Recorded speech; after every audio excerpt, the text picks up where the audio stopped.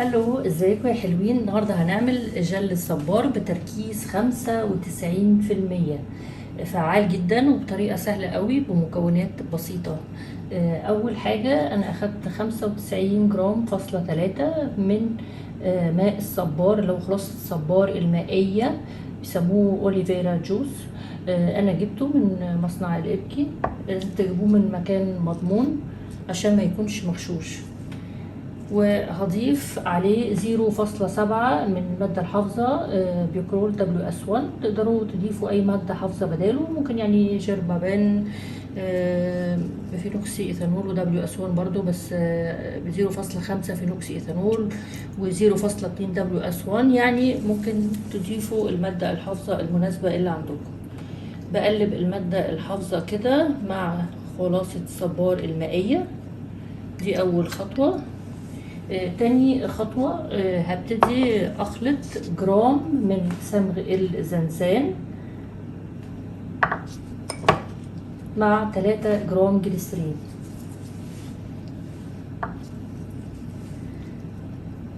أنزل صمغ الزنزان فوق الجليسرين وهبتدي إن أنا أدوبه.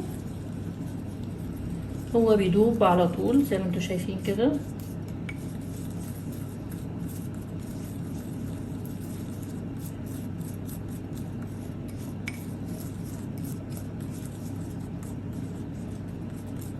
وهبتدي انزل لما يتخلطوا الاتنين مع بعض، ابتدي انزل بيه فوق ماء الصبار بتاعي. هعمل كده عشان ما اسيبش اي بواقي. خدت شويه من ماء الصبار ونزلت فيهم فوق بواقي الجليسرين وصمغ الزنسان، وانزل كده خلاص كله. وهبتدي اقلب لحد لما يدوب.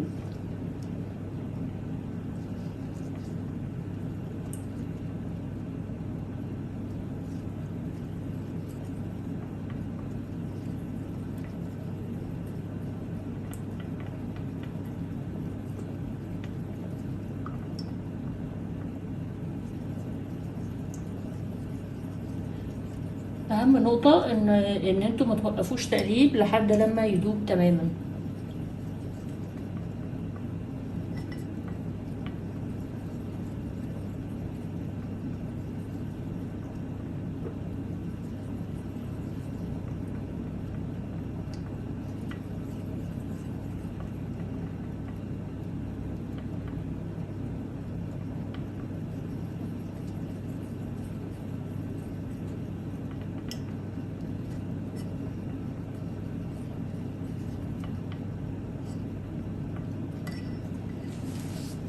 بعد لما داب هسيبه بقى كده لمدة نص ساعة علشان يتقل، وارجع لكم تاني.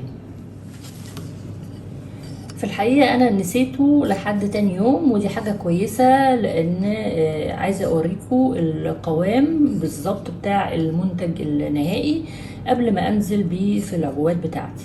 شايفين جميل جدا وعالي التركيز ومعمول بمنتهى السهولة واليسر بمكونات بسيطة جدا، وفعال جدا طبعا عشان تركيزه العالي. جميل قوي لما بتكوني في المصيف ووشك محمر وكده تحطيه بيهدى. حلو قوي كمان في الصيف لما بتحطيه على بشرتك قبل ما تنامي او في اي وقت. وطبعا احنا ممكن نعمل منه وصفات كتير جدا جدا جدا ان شاء الله في فيديوهات لاحقة هوريكم.